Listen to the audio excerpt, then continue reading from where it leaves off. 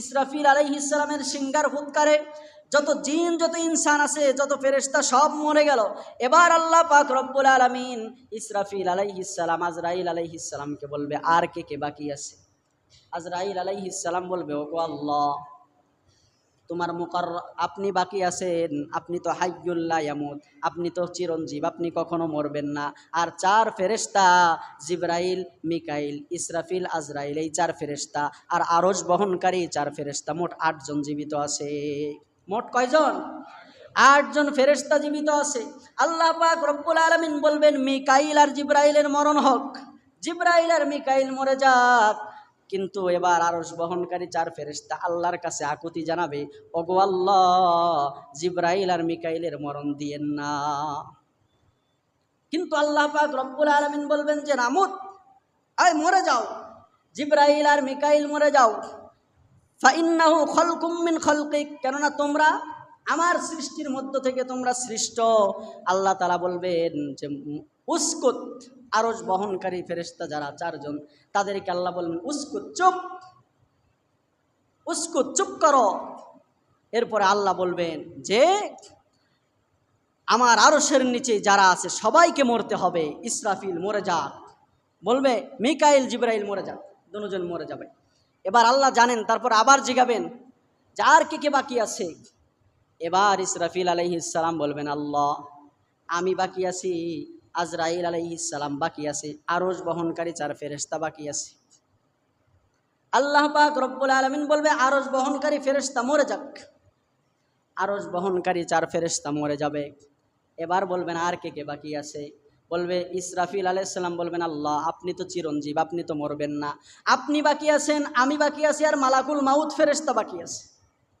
আল্লাহ তাআলা বলবেন ইসরাফিল মরে যায়, ইসরাফিল মরে যাক। ইসরাফিল ফেরেশতা মরে যাবে, সিংহাটা মুখের থেকে পড়ে যাবে, সিংহাটা যায় আল্লাহর আরশের সাথে লটকে যাবে। সুবহানাল্লাহ পড়েন। এরপরে বলবে আর কে বাকি আছে?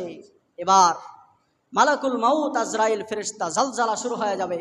বলবে, আল্লাহ, আপনি তো চিরঞ্জীব, আপনি তো মরবেন না, হাইয়ুল লা ইয়ামুত, আপনি বাকি আছেন আর আমি বাকি আছি। আল্লাহ তাআলা এবার আজরাইলকে বলবে, আজরাইল মর যায়, আজরাইল মরে যাক।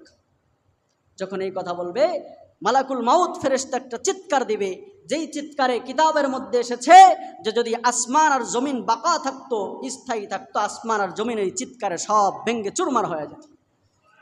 এবার আজরাইল মরে যাবে। মরে যাওয়ার পর এবার আল্লাহ পাক রব্বুল আলামিন, আমার দিকে দেখেন, আমরা যেমন কাগজ এভাবে মুচড়ায়া হাতের মধ্যে নেই না, আল্লাহ পাক রব্বুল আলামিন ওয়াল ইজ্জত ওয়াল জালাল, আল্লাহ তাআলা এভাবে গোটা আসমান আর জমিনকে তার হাতের মুঠের মধ্যে পেঁচায় নেবে। পেঁচায় নেয়া আল্লাহ তাআলা এভাবে আছাড় দেবে আসমান আর জমিন। একটু চিন্তা করে, আসমান আর জমিন আল্লাহ কি করবে? একটা আছাড় দেবে, দিয়ে ছেড়ে দেবে। দেওয়ার পরে আল্লাহ তাআলা বলবে, আইনাল মুলুক, বাদশা কোথায়?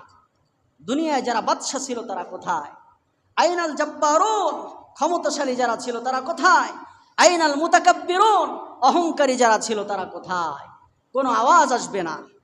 এরপর আল্লাহ বলবেন, লিমানিল মুলক, আল্লাহ বলবেন বাদশাহী কার? একটু বলেন, কার বাদশাহী? আল্লাহ বলেন লিমানিল মুলক, আজকের এই রাজত্ব কার? আবার আল্লাহ বলবেন লিমানিল মুলক, আজকের রাজত্ব কার? 3 বার আল্লাহ যখন এভাবে আওয়াজ দিবে, কোনো আওয়াজ আসবে না, তখন আল্লাহ নিজেই বলবেন লিল্লাহ, আজকের রাজত্ব কার? আল্লাহ। লিল্লাহিল ওয়াহিদিল কাহ্হার, আজকের রাজত্ব একমাত্র আমি আল্লাহর। আমি আল্লাহ হচ্ছি এই কুল কায়নাত, সব কিছুর মালিক। দুনিয়ায় যারা সবাই সাময়িক সময়ের জন্য মালিক বানাইছে। তো এভাবে করে দ্বিতীয় ফুৎকার।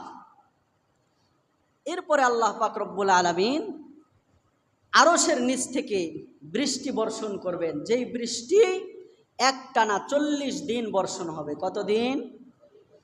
40 দিন। প্রতিটা মানুষের 10 ফিট উপর পর্যন্ত পানি পৌঁছায় যাবে, পানি হয়ে যাবে। পরে আল্লাহ তাআলা নির্দিষ্ট একটা স্থানে সব লাশ সবগুলো চলে যাবে। যাওয়ার পরে এবার আল্লাহ তাআলা সর্বপ্রথম আরশ ইসরাফিল আলাইহিস সালাতু ওয়াস সালামকে জীবিত করবে। কারে?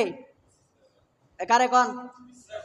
এটা ভালোভাবে মুখস্থ করেন, আগামী জুমায় এখান থেকে শুরু হবে। আল্লাহ তাআলা সর্বপ্রথম কারে উঠাবে? মনে থাকবে? মনে করাই দিতে পারবেন আমারে? আমার মনে থাকবে, আপনারা ওটা মনে রাখেন। তো এই জন্য ভাইয়েরা আমার বলতেছিলাম যে কিয়ামতের ভয় যার মধ্যে আছে সে কোনোদিন পাপাচার করতে পারে না। এজন্য কিয়ামতের ভয় যার মধ্যে যত বেশি, আল্লাহকে সে তত বেশি ভয় করে। কিয়ামতের ভয় আমাদের মাঝে নাই, যার কারণে আজকে আমরা নামাজ ছেড়ে দিয়েছি। আজকে জুমায় যত মুসল্লি, কিন্তু আসরের সময় সাবেক এক কাতার। আমরা শুধু বিজয় বিজয় বলে চিল্লাই।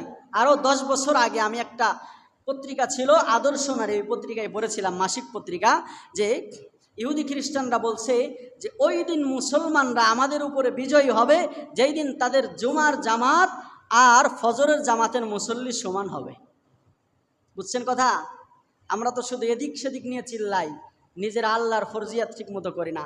আল্লাহ তাআলা আরে আমাদের উপরে, আমরা আল্লাহর উপরে শুধু অভিযোগ করে যে আল্লাহ আমরা টুপিওয়ালা দাড়িওয়ালা মানুষ, ভালো মানুষ, আমাদের খালি জালেম শাসক কে তুমি দাও আল্লাহ। আল্লাহ তাআলা কি বলছে জানেন? আল্লাহ বলেন যে বান্দা আমার উপর যেমন ধারণা করে আমি তাদের সাথে তেমন, অর্থাৎ কামা তাকুনুনা কাযালিকা ইউআম্মারু আলাইকুম। আল্লাহ নবী হাদিসে বলছে তোমরা যেমন হবে তোমাদের উপরে তেমন শাসক আমি নিযুক্ত করব। আমরা যেমন, আমাদের শাসকও আল্লাহ তেমন নিযুক্ত করেছে। আমরা যদি ভালো হয়ে যায় আল্লাহ তাআলা আমাদের শাসকও ভালো বানায় দিবে, ঠিক কি না? আল্লাহ তাআলা আমাদেরকে কিয়ামতের ভয় নিয়ে চলার তৌফিক দান করুক। ওয়া মা আলাইনা ইল্লাল বালাগ। ভাই